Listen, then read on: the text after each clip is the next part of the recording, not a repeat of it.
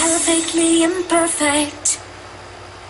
I was very excited to sing some of the original songs from my Perfectly Imperfect album.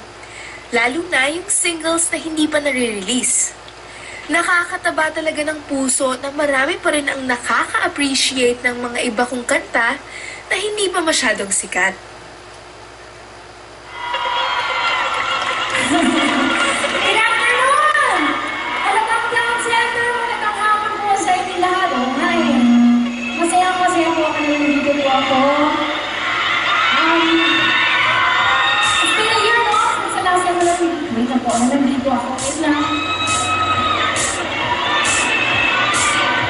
Pagsisintas niya ng sapatos on stage. Oh. Napaka-spontaneous. Sobrang cute. She's so adorable. Yan! Kamusta po kayong lahat? So happy that you're here tonight sila. This one's something like that.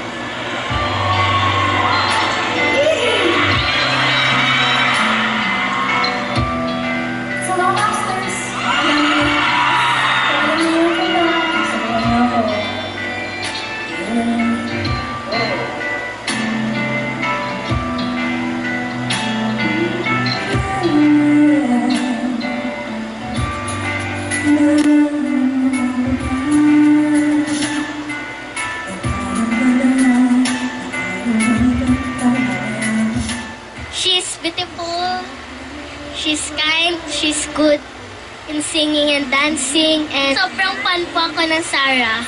I'm so happy, this is the best day ever.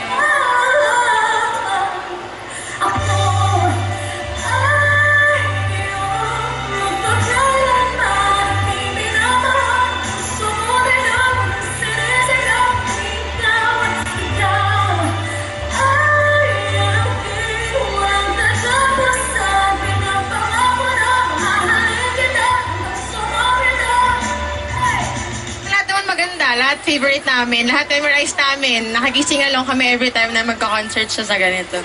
Salamat po sa pag-appreciate. Ito pong next song na ito ay isa po din sa pinagmamalaki ko na cut na song from the album. This song is written by Yumi and Cairo. At isa po ito sa mga paborito ko na hugot songs, mga masasakit na awitin. Ito yung awitin na tungkol sa dalawang tao na nagtatanong ba kung ito na ba talaga ang katapusan ng ating pagbibigan. O, di ba? Ang sakit-sakit naman nun. Nakikinig sila. Yeah, actually yung crowd dito, hindi naman sa hindi responsive, pero I think they're listening more than other crowds. Oh, hindi sila yung puro, woo! Go Sarah! Talagang ninanamnam nila ang bawat sandali ng kanilang pagsistay, pananatili dito sa mall na ito. Para po sa inyo lahat, the song is called Dulo.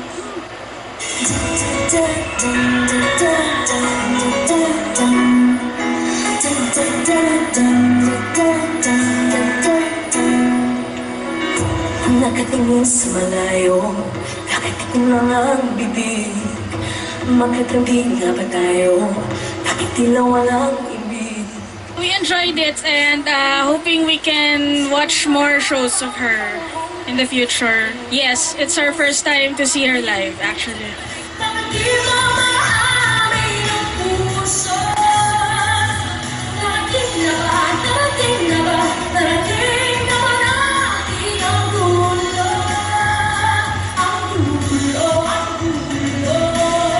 I'm so happy kasi two of our compositions, kinanta niya kanina, dala yung last two songs niya. So, so happy!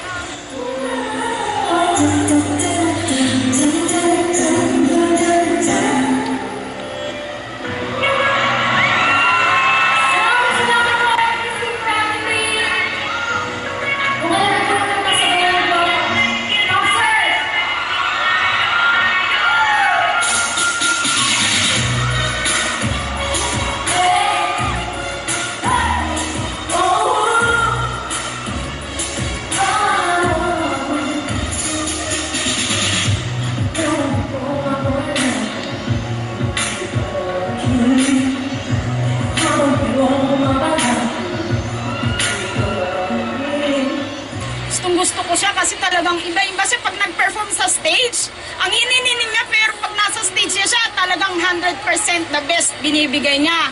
Hindi siya masyadong sexy mga namit pero pag nag-perform siya sa stage, magaling siya talaga, the best.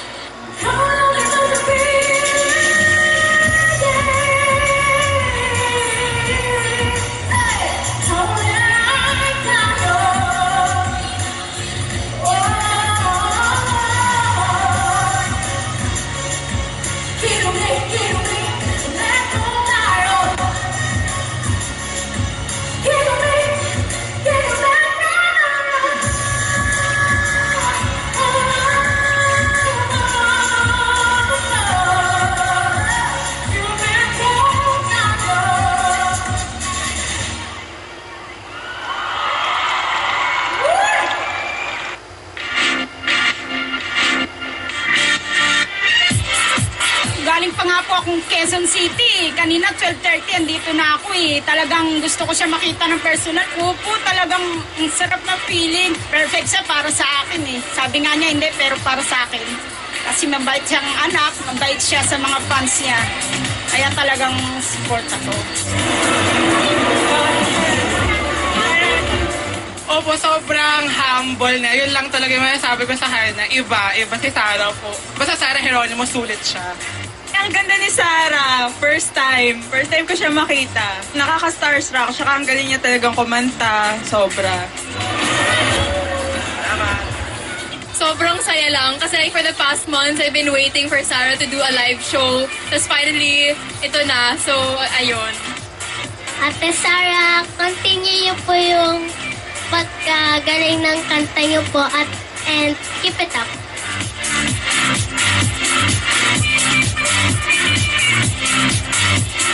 Maraming salamat po sa Ayala Malls for letting us promote my album for the second time. Sa pag-imbita niyo po sa akin na mag-perform para sa mga customers niyo po doon sa Alabang Town Center. Thank you!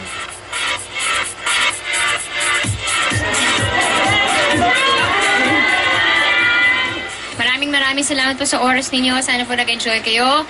At sa ATC Mall, sa Ayala Malls, thank you very much po for having me here. Thank you. It has been a while since my last mall show. I truly had a great time performing for the crowd at Alabang Town Center. I'm so looking forward for my next mall show. That's it for now. Thanks for watching. Till my next entry, much love, Sarah. Give it to me, I'm worth it. Baby, I'm worth it. I'm worth it. Give me, I'm worth it. Give it to me, I'm worth it. Oh, baby, I'm worth it. I'm worth it. Give it to me, I'm worth it. Okay, I tell her bring it back. What's your love song? Bring it back, what's your love song? In the club with the lights off, what you acting shy for? Come and show me that. With it. Stop lying, you know that I'm with it.